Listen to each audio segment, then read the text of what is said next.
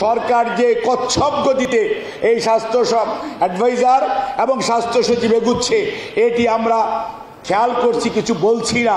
কথা না বলে আপনারা কারোর সাথে কথা বলবেন না। আপনারা মনে করেন আপনারা স্বাস্থ্য সব ভালো বুঝেন। নো নো নো, আপনারা স্বাস্থ্য ভালো বুঝেন না। সর্বত্রই আওয়ামী লীগের প্রেতাত্মারা বসে আছে, মানুষকে নির্যাতন করেছে, মানুষকে অত্যাচার করেছে। এই বিপ্লবের চাকরি নাই, এখনো বিপ্লবের চাকরি নাই। এখনো তারা বলে আপনি কাগজ দেন। আরে বেটা, 2013 সনের 20 অক্টোবর, ডেটটা হইল 2013 20 অক্টোবর, চীন বাংলা সম্মেলন কেন্দ্রে পেশাজীবী সমাবেশ ছিল। সেইখান থেকে এদেরকে গ্রেফতার করা হয়েছিল। তখন ওই তৎকালীন, আমি নাম নিতে চাই না, সেই পুলিশের কর্মকর্তা, ও বেটারা বলছিল করতে দিবে না। যা হয়েছিল আপনারা দেখছেন। বেগম খালেদা জিয়া সেখানে প্রধান অতিথি ছিলেন, আপনারা সবাই উপস্থিত ছিলেন। কাজেই সেখানে তুমি যখন সাসপেন্ড করছিলা, তখন কি এত জিজ্ঞেস করছিলা আপনাকে সাসপেন্ড করা কেন হবে না? আপনি কোনো এক্সপ্লেনেশন কল করছিলা? আজকে চাকরি রিইনস্টিটের সময় বলো কেন করা হয়েছিল, এগুলো বলেন। আপনি কেন করছিলেন? এখন দয়া করে তাড়াতাড়ি করে রিইনস্টিট করেন। ওই সময় তো বৈষম্য করছেন।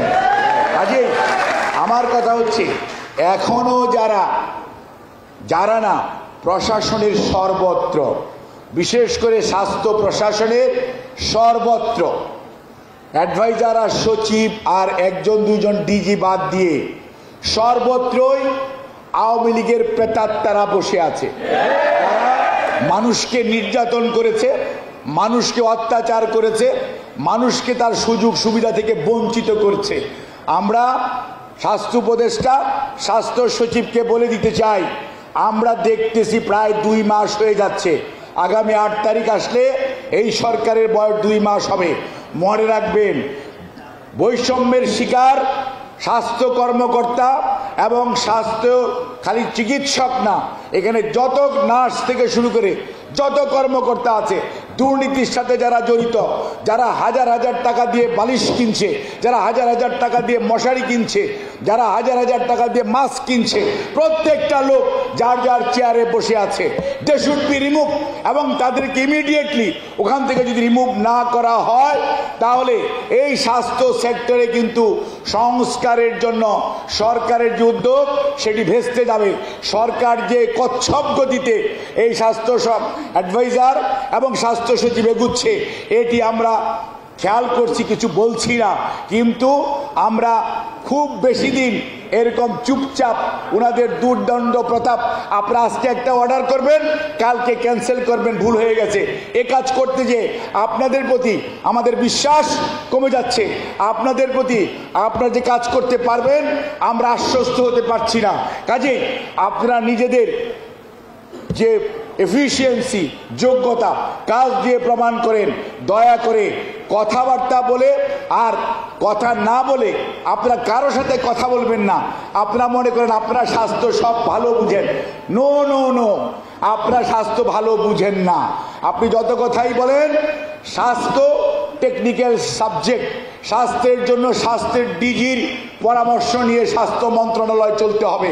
কোনো অবস্থাতেই মন্ত্রণালয় তার ইচ্ছা মতো স্বাস্থ্য অধিদপ্তর, স্বাস্থ্য প্রশাসন চালাতে পারে না।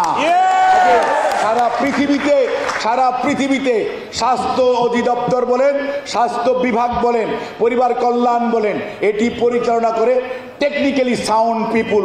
আর এখানে দেখা যাচ্ছে সবচেয়ে আনসাউন্ড, নন টেকনিক্যাল লোকদেরকে বসিয়ে রাখা হয়েছে, এবং যার জন্যই তারা আজকে বিড়াল হলে কি হবে, ইঁদুরও ধরতে জানে না। যারা দুর্নীতির সাথে সম্পৃক্ত ছিল, যারা অত্যাচার নির্যাতনের সাথে সম্পৃক্ত ছিল, 17 বছর স্বাস্থ্য ব্যবস্থাকে কুড়ে কুড়ে খেয়েছে, লুটে পুটে খেয়েছে, তারাও আজকে অধিদপ্তরে, মন্ত্রণালয়ে বাসা বেঁধে বুক ফুলিয়ে চলছে। কাজেই আমরা বলতে চাই, অনতিবিলম্বে এদেরকেও প্রত্যাহার করুন। যোগ্য কর্মকর্তা যারা আছে, যারা বৈষম্যের শিকার, তাদেরকে পদায়ন করুন। এবং আজকে ছাত্র জনতার যে আন্দোলন, যে উচ্ছ্বাস, সেই উচ্ছ্বাস, এই গণতন্ত্র বিপ্লবের যে বিপ্লব পরবর্তীতে অবস্থা, অর্থাৎ মানুষের আশা আকাঙ্ক্ষার বাস্তবায়ন যত দ্রুত করবেন, তত দ্রুত মানুষ আপনাদেরকে সাধুবাদ জানাবেন। যত দেরিতে করবেন, মানুষ কিন্তু